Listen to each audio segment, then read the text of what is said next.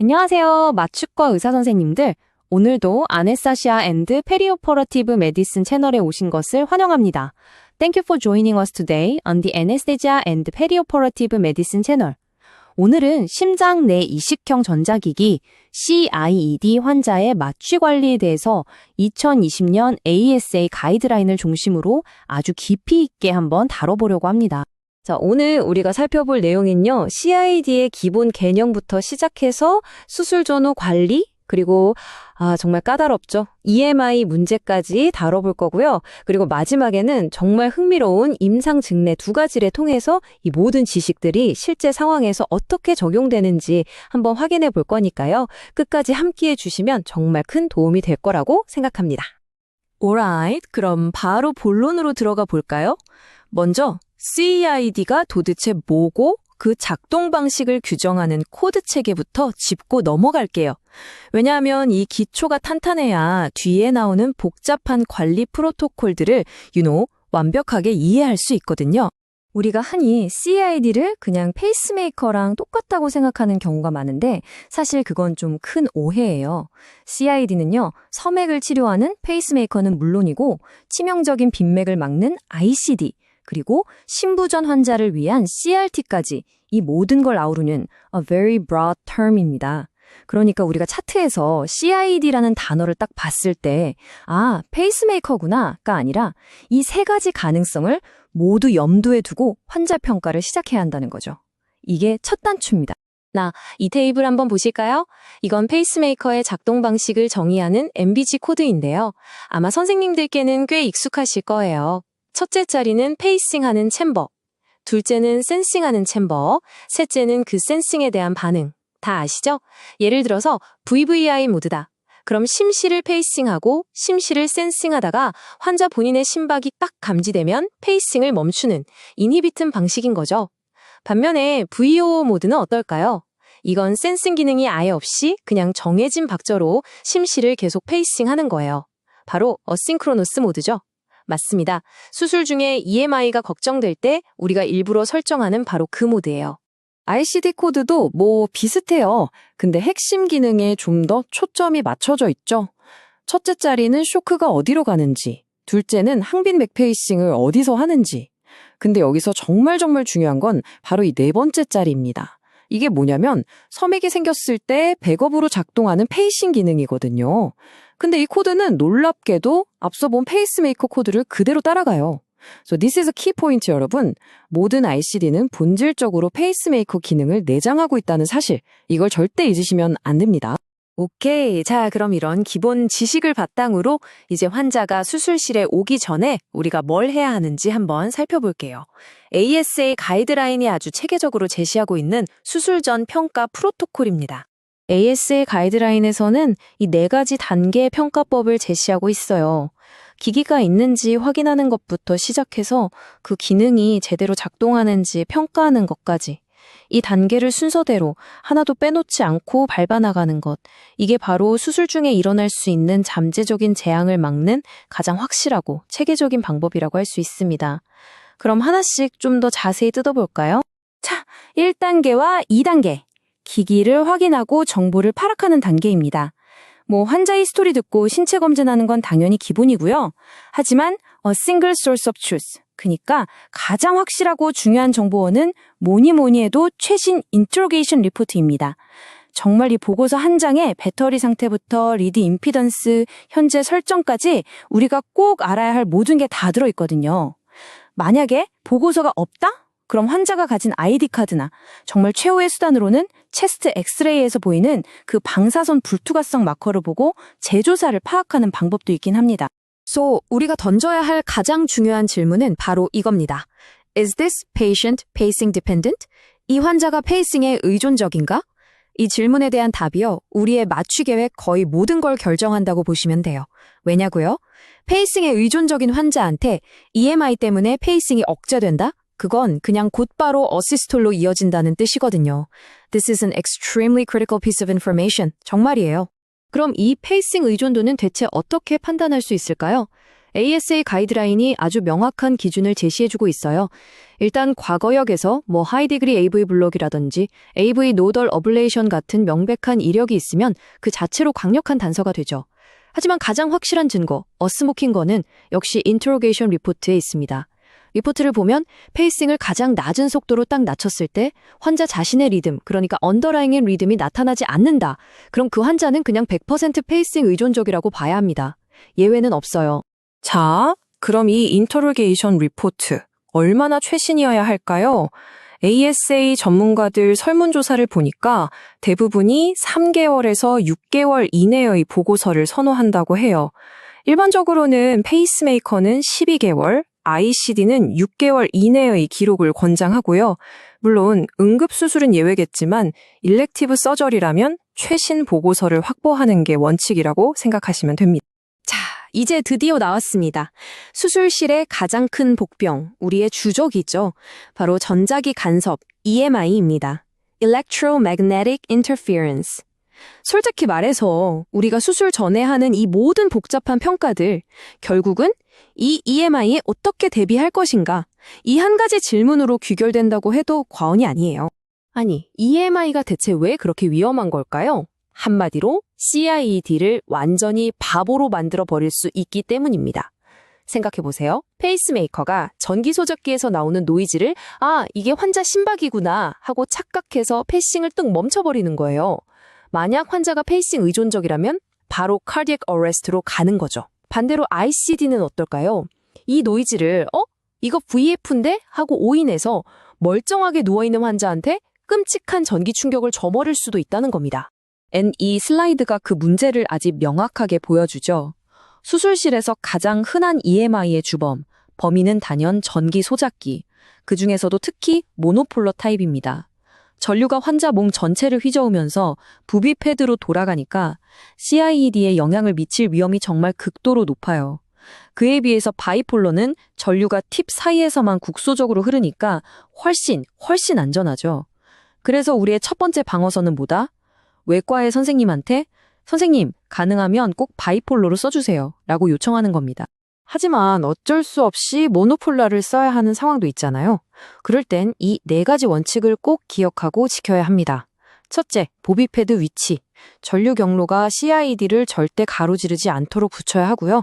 둘째, 전기 소작기 팁을 기기 근처에서 사용하지 않도록 해야 합니다. 그리고 마지막으로 가장 중요한 것, 이건 우리 마취과 의사의 역할인데요. 외과 의사 선생님한테 계속해서 소통하는 거예요. 선생님, 가능한 짧게, 간헐적으로, 그리고 가장 낮은 에너지로 부탁드립니다 하고요. 이런 고민을 덜어주려고 ASA 가이드라인이 아주 간단하고 명료한 기준점을 제시해줬어요. 바로 배꼽입니다. 재밌죠? 수술 부위가 배꼽 위쪽, 그러니까 CIED랑 가깝다? 그럼 EMI 위험이 매우 높다고 보는 거예요. 이때는 고민할 필요도 없습니다. 페이싱 의존 환자는 무조건 에이싱크로너스 모드로 재프로그래밍하고 ICD는 항빈맥 기능을 꺼야 합니다. 반면에 수술 부위가 배꼽 아래쪽이다? 그럼 위험이 좀 낮아지니까 재프로그래밍 여부는 임상적인 판단에 맡길 수 있다는 거죠. 정말 유용하고 간단한 기준 아닌가요? 자, 그럼 여기서 많이들 궁금해하시는 거. 자석은 어떨까요? 되게 간편해 보이잖아요. 하지만 ASA는 특히 ICD에 자석을 무분별하게 사용하는 것에 대해서 아주 강력하게 경고하고 있습니다. 왜냐하면 자석은 ICD의 항간맥 기능은 멈추게 할 수 있지만 페이싱 모드는 전혀 바꾸지 못하거든요. 그러니까 페이싱 의존 환자한테는 아무런 보호장치가 안 되는 셈이죠. 심지어 일부 구형 모델은 자석 한번 잘못됐다가 기능이 영구적으로 비활성화될 수도 있어요. 그러니까 결론은 명확합니다. The gold standard is and always will be reprogramming. 오케이, 수술은 무사히 잘 끝났습니다. 하지만 아직 안심하긴 일러요. 진짜 중요한 수술 후 관리와 혹시 모를 응급 상황 대처가 남아있거든요. 여기서의 작은 실수가 수술 중에 우리가 했던 모든 노력을 한순간에 물거품으로 만들 수도 있습니다. 만약에 정말 생각하고 싶지 않지만 수술 중에 VT나 VF가 발생했다. 그럼 어떻게 해야 할까요? 프로토콜은 아주 명확합니다. 첫째, 즉시 모든 EMI 소스를 중단시키세요. 둘째, ICD가 제대로 작동해서 쇼크를 주는지 확인합니다. 셋째, 만약 RCD가 작동 안 한다? 그럼 바로 외부 제세동을 시행해야죠. 이때 정말 중요한 게 바로 패드 위치입니다. CI헤드 제너레이터 바로 위에 패드를 붙이는 건 기기를 그냥 파괴하는 거나 마찬가지예요. 전류가 기기를 비껴가도록 가능한 안테리어 포스테리어 위치를 잡는 게 베스트입니다. 그리고 제세동 후에는 당연히 기기가 손상되지 않았는지 바로 인테로게이션으로 확인해야 합니다. 그럼 수술 후의 인터로게이션 언제 꼭 해야 할까요?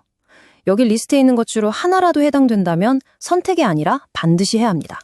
수술 전에 재프로그래밍을 했다? 당연히 해야죠. 응급수술이었다? 당연히 해야 합니다. 수술 중에 심한 EMI가 있었거나 ICD 쇼크가 의심된다? 무조건 해야 합니다. 그 외에 어떤 이유로든 기기 오작동이 조금이라도 의심되면 해야 돼요. 환자를 병실로 보내기 전 마지막 안전 확인 절차, Critical Safety Checkpoint라고 생각하시면 됩니다. 자, 지금까지 이론을 쭉 살펴봤는데요. 이제부터는 실제 임상 사례를 통해서 이 가이드라인들이 어떻게 살아 움직이는지 한번 보겠습니다. 훨씬 더 와닿으실 거예요. 첫 번째 케이스는 부르가다 증후군 환자입니다. 환자는 68세 남성분이고요. 부르가다 증후군 때문에 세컨더리 프리벤션 목적으로 ICD를 가지고 계세요. 수술은 복강경 담낭절제술. 자, 여기서 바로 캐치하셔야죠. 수술 부위가 상복부, 즉 배꼽 위쪽입니다. 그럼 뭐다? 네, 바로 고위험 EMI 수술이라는 걸 바로 알 수 있는 거죠. 이게 수술 전 인터로게이션 리포트인데요. 배터리 상태 좋고 리드도 다 정상입니다. 여기서 우리가 찾아내야 할 핵심 포인트는 딱 두 가지예요. 첫째, 이 환자는 분당 65회의 자기 리듬이 있는 페이싱에 의존적이지 않은 환자다. 둘째, 하지만 혹시 모를 사태를 대비한 항빈맥 기능, 즉 태킥 테라피는 현재 온 상태로 활성화되어 있다. 이 두 가지를 확인하는 게 중요합니다. 그리고 아니나 다를까 수술 중에 문제가 발생합니다. 외과의가 횡격막 근처에서 모노폴라를 쓰는 바로 그 순간 EKG 모니터에 마치 VT처럼 보이는 끔찍한 노이즈가 쫙 깔리는 거예요. 자, 한번 상상해 보세요. 만약 우리가 아무런 조치를 하지 않았다면 이 중간 ICD는 어떻게 반응했을까요? 하지만 다행히도 아무 일도 일어나지 않았습니다. 왜냐? 우리가 수술 전 계획에 따라서 프로그래머로 ICD의 항빈맥 기능을 미리 꺼두었기 때문이죠. 마취과 의사는 이 상황을 즉시 외과의에게 알렸고 외과의는 바로 바이폴라로 전환해서 수술을 안전하게 마칠 수 있었습니다. 이게 바로 사전 계획의 힘입니다. Proactive Planning Prevents Catastrophic Events. 정말 멋지지 않나요? 이 케이스가 우리에게 주는 교훈은 정말 명확합니다. 첫째, 환자가 페이싱에 의존하지 않더라도 고위험 수술에서는 반드시 ICD 기능을 꺼야 한다는 것. 둘째, 외과 의사와의 끊임없는 소통, 커뮤니케이션이 얼마나 중요한지. 셋째, 애매한 자석에 의존하지 말고 가장 확실한 재프로그래밍을 선택해야 한다는 것. 그리고 마지막으로 수술이 끝나면 반드시 원래대로 되돌리고 확인하는 것까지가 우리의 책임이라는 점입니다. 자, 그럼 이제 한 단계 더 레벨을 높여볼까요? 다음은 훨씬 더 복잡한 시나리오입니다. 선천성 장 큐티 증후군과 ICD를 가진 산모의 제왕절개 수술. 와, 여기서는 CIED 관리라는 문제에 더해서 LQTS라는 아주 까다로운 기저질환, 그리고 임신이라는 특수한 생리적 변화까지 모두 고려해야 하는 정말 하이 스테이크스 시츄에이션이죠. 환자는 32세, 38주차 산모입니다. 진단명은 선천성 장큐티 증후군, LQTS, 반복적인 실신 때문에 AICD를 가지고 있고요.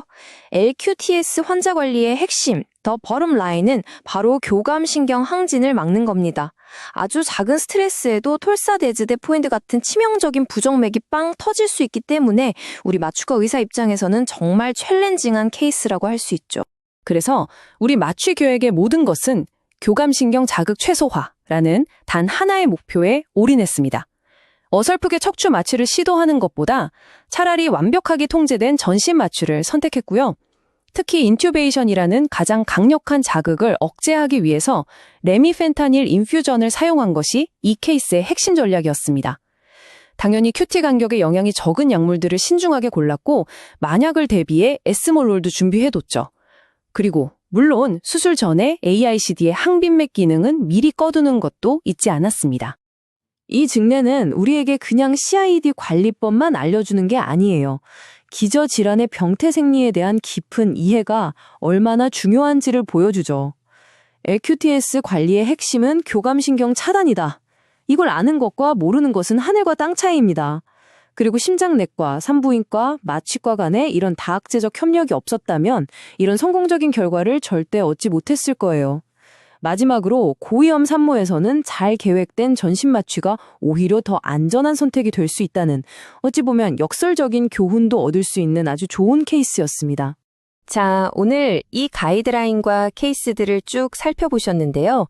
이걸 바탕으로 선생님들께서 다음에 CID 환자를 마주했을 때 나의 진료에 어떤 긍정적인 변화를 가져올 수 있을지 한번 생각해보는 계기가 되었으면 좋겠습니다. 결국 가장 중요한 건 체계적인 평가, 원활한 소통, 그리고 선제적인 계획. 이 세 가지가 우리 환자를 안전하게 지키는 열쇠라는 점을 꼭 기억해 주세요. 시청해 주셔서 감사합니다.